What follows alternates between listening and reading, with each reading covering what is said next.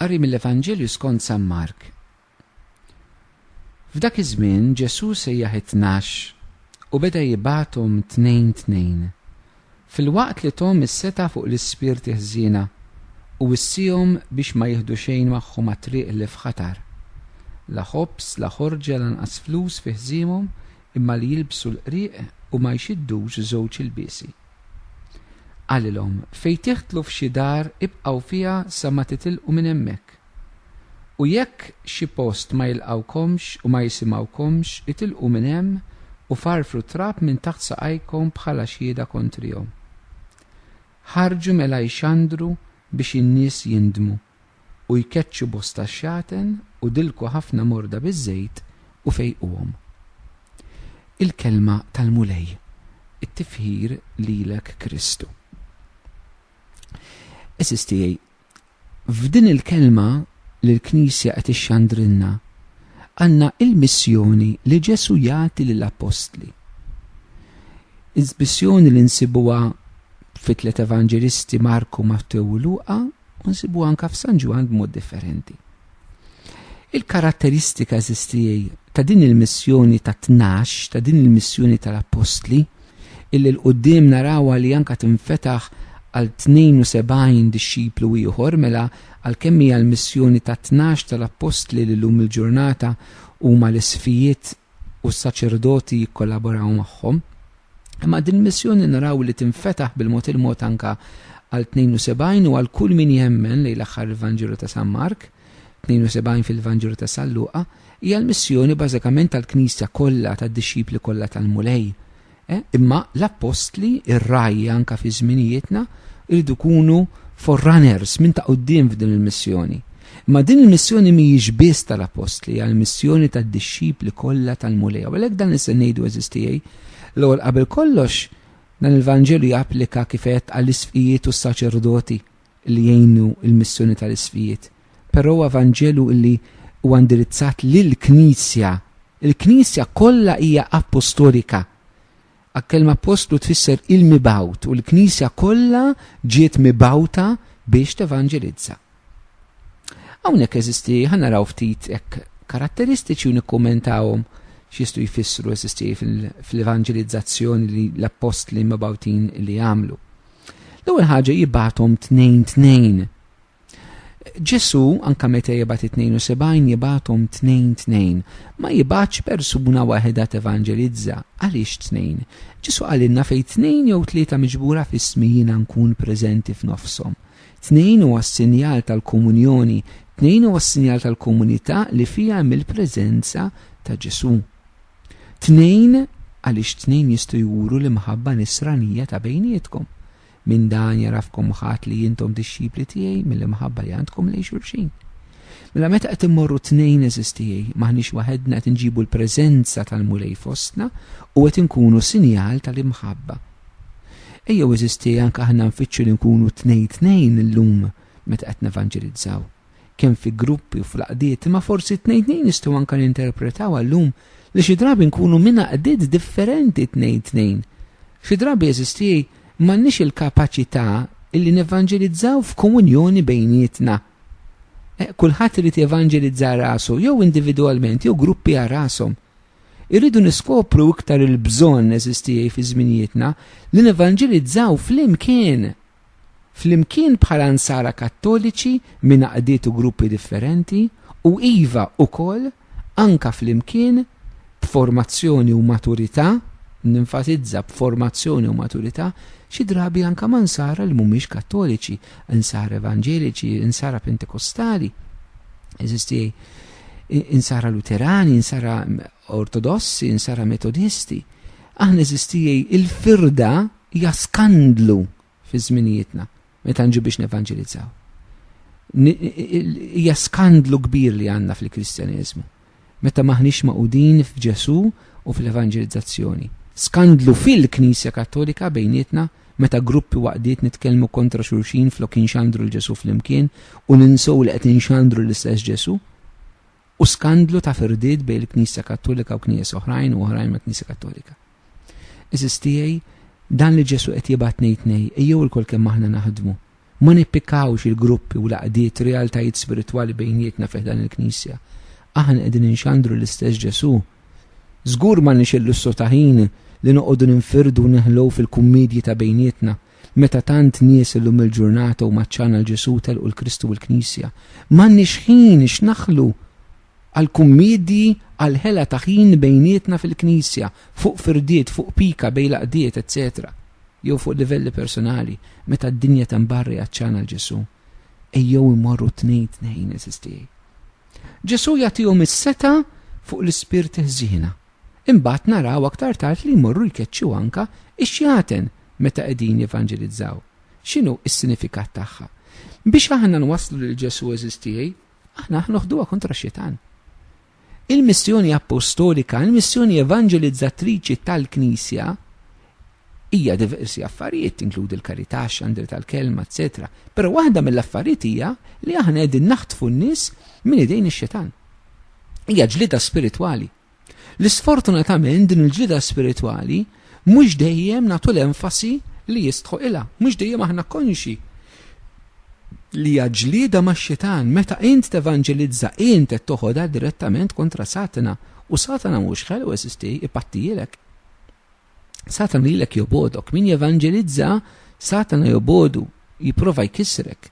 Satana jkisser kull evanġelizzatur jipprova.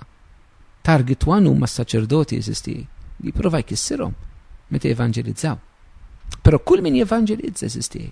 Però aħna ma nibżawx eżisti, Ġesu tana l-awtorità fuq ix-xitan, mhux ix-xitan li aħna nibżaw minnu u li jibża minna.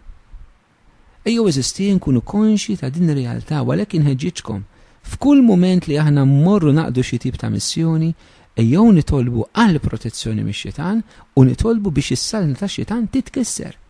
U nkunu konxi li hija battalja spiritwali. Għalhekk ma nistgħux nevanġelizzaw fil-qawwa tagħna. Imma għandna bżonn il-qawwa tal-Ispirtu. U f'dan id-dawl il ħaġa oħra li Ġesu jgħid lill-apostli biex ma jeħdu la ħobża, la ħorġa, la flus fi ħżiemhom. Għaliex? Għax ma jistgħux jistrieħu fuq dawn l-elementi umani, irdu jistrieħu fuq il-qawwa ta' Alla. Eżistijaj. Li aħna nwaslu lil Ġesu għandna bżonn il-qawwa tal-Ispirtu Santu mhix bil-ħila tagħna, mhux int kemm kapaċi titkellem, mhux int kemm kapaċi tuża l-media, mhux int kemm kapaċi tkun outgoing, mhux int kemm kapaċi tkun man-nies, mhux int kemm kapaċi tiġbed nies lejk. Ċertament daw kollha jistgħu jgħinu, però l-evanġelizzazzjoni ssir bil-qawwa tal-Ispirtu mhux bil-qawwa tal-bniedem. Ejjew naħu s-supervja li naħsbu aħna nistgħu nikkonvertu l xi ħadd hija l-qawwa tal-Ispirtu Santu li tista' tagħmilha. Aħna nistgħu nkunu xhieda imma hu l-Ispirtu. Ġesu wkoll ħaġa oħra li jgħidilhom imma li la jilbsu l-qriq u ma jxiddux laqqas żewġ ilbiesi. X'inhu s-sens ta' dan? Din Ġesu jgħidha biex juri kemm hija urġenti li inti tmur tevanġelizza. Aħna eżisti din l-urġenza li nmorru nwaslu lil Ġesu s-saltna tiegħu, li nmorru nxandru l-Kristu. Hija urġenti eżisti, aħna ma nirrealizzawx kemm hija urġenti. Kważi aħna nħduha optional. Issa dina xi sejħal xi ħut imma mhix għalija. Le, għal kull min hu mammet. Kull min hu mammet konfermat bid-dilka tal-isqof, bil-griżma tal-isqof u mibgħut illi jkun apostlu, evanġelizzatur, xandar ta' Ġesu. Xi drabi jeżisti da sens urġenza tlifnieh bikkini fil-Knisja eżistijaj. Kemm aħna kajmani, ċabsa fil-veru sens tal-kelma. Da sens urġenza eżistijaj, żelqinna, medijin f'ħafna affarijiet li xi drabi huma ħmerijiet li joħdunna tant enerġina għal xejn fil-Knisja. Meta hija urġenti li n-nies isiru jafu lil Ġesu. Meta inti tkun f'xi sitwazzjoni urġenti, m'għandekx il-lussu ta' ħin li toqgħod tilab ħafna dettalji u tagħmel ħafna affarijiet. Immaġina kieku għandek dar qed taqbad u hija urġenti illi inti ssalva baby li qiegħed f'din id-dar. Għandek il-ħin biex toqgħod tara u l-portieri tgħid jinħarqu, issa il-vit ġaralhom tgħid lil ma x'inhu importanti idħol u salva dak il-baby. aħna xi drabi jekk fil-Knisja, nies jitilqu l-Knisja, nies li qed jitilqu l-fidi u aħna għadna nitkellmu u naraw il-ħmerijiet biex ħalli ma nsemmi xejn biex ħadd ma jieħu għalih. Imma ħmerijiet li naħlu tant ħin, enerġija u flus laqatu diskussjonijiet li xi drabi ma jwasluna għal xejn u dak li urġenti maħniex nagħmluh imbagħad. U Ġesu hawnhekk qed jitfana b'mod urġenti. Ejjew nikkonvertu għall-urġenza tal-evanġelizzazzjoni eżistijaj. Hija urġenti, għaliex hija urġenti? Għaliex meta l-bniedem ma jafx il-Ġesu, il-bniedem jitkisser. Id-dinja li ma tafx il-Kristu, d-dinja titkisser lilha nfisha. L-umanità, l-ħajja tagħna issa ma tibqax aktar ħajja sabiħa mingħajr Alla. Hija urġenti wkoll eżistijaj. Għaliex nistgħu nitilfu ruħna lejjem fl-infern. Iva eżistijaj. Aħna nistgħu nitilfu ruħna lejjem fl-infern. Il-bniedem li ma jaċċettax l-Alla f'ħajtu dak l-infern. Ġesu batna b'urġenza biex in-nies jaċċettaw lilu bħala l-iskop tal-ħajja tagħna. Maħbubin tiegħi. Min qalbi nħeġġiġkom ejjew inħossu dell-urġenza ma nkunux kalmi. Eżistijaj. Ejjew inqabdu dan in-nar urġenza l-evanġelizzazzjoni. Ġesu batu mixandru lin-nies għall-imdiema. Eżistijaj. L-indiema x'inhija? L-indiema mhix l-indiema morali li inti tirrealizza qed tagħmel xi ħaġa ħażina u taqaf tagħmilha. L-indiema l-ewwel ma tfisser li taċċetta l-imħabba ta' Alla fil-qalb tiegħek u għax taċċetta l-imħabba ta' Ġesu tirrikonoxxi d-dnub u taqaf tagħmel id-dnub. L-evanġelizzazzjoni, l-appostolat ta' Knisja ma jibdiex mid-dnub, jibda mill-imħabba u l-ħnina ta' Alla lejna li għax jiena naf kemm jien maħbub, allura jiena rrid nieqaf noffendi l-Alla li jħobbni. Eżisti dan li aħna rridu mmorru nixandru tkunu missjonari tal-imħabba tal-Alla, missjonari tal-ħnina tal-Alla. Ġesu li jitrasforma ċ-ċaħda tiegħu stess f'realtà ta' ħnina għall-poplu tiegħu. Ejjew inwasslu dan il-messaġġ ta' konverżjoni. Konverżjoni tfisser taċċetta li Alla jħobbok u taċċetta li maħabba tiegħu taqaf tidneb. U fl-aħħar jgħidilna illi marru jfejqu l-morda dilkum biż-żejt u fejquhom il-mar tagħhom. Ġesu eżistijaj irrid jibgħat il-Knisja bħala Knisja li tfejjaq. Il-Knisja tkun preżenti fil-ħajja tagħna, fis-soċjetà tagħna bħala realtà illi tfejjaqna, li ġibinna l-fejqan ta' Ġesu. Ġesu li huwa ħaj illum u għadu jfejjaq fi żminijietna. Dilka biż-żejt hija ż-żejt tal-griżma tal-morda, Ġesu li jfejjaqna u anka tant żjud sagramentali li l-mulej juża anka l-fejqan. Ma ċertament l-enfasi huwa hekk il-qawwa ta' Kristu li jfejjaq li talilna l-Knisja. Ejjew ma nibżawx nitolbu għal-fejqan, ma nibżawx nitolbu mal-morda. Ġesu l-istess Vanġelu ta' Marku jgħidilna jpoġġu idejhom fuq il-morda u dawn ifiequ. Il-fejqan huwa parti mix-xandir tal-kelma tal-Alla, huwa parti mill-evanġelizzazzjoni.